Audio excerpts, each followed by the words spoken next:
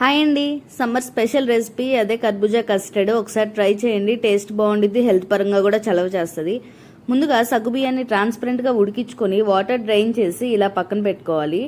Next కర్బూజాని పీసెస్గా cut చేసుకొని మిక్సీలో వేసుకొని ప్యూరీ చేసుకోవాలి.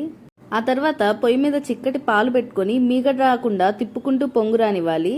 అలాగే కప్లో ఒక 2 or 3 table spoons custard powder తీసుకొని చల్లటి పాలు పోసి ఉండలు లేకుండా తిప్పుకోవాలి. నెక్స్ట్ పొంగుతున్న పాలల్లో ఈ కస్టర్డ్ వేసుకొని ఉండలు లేకుండా తిప్పుకుంటా ఉండాలి.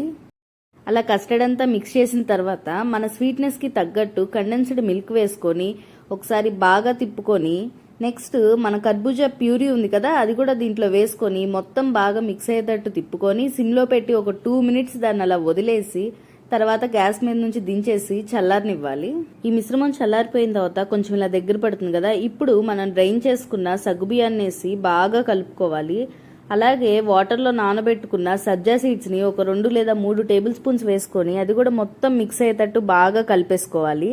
చివరిగా మన టేస్ట్కి తగ్గట్టు డ్రై ఫ్రూట్స్ వేసుకోవాలి. నేనైతే క్యాష్యూ అని కిస్మిస్ వేసాను. మీకు ఏది నచ్చితే అవి అవైలబుల్గా ఏది ఉంటే అది వేసుకోవచ్చు.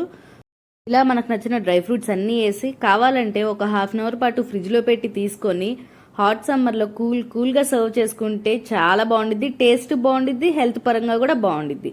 వీడియో నచ్చితే లైక్ చేసి సబ్స్క్రైబ్ చేసుకోండి. బాయ్.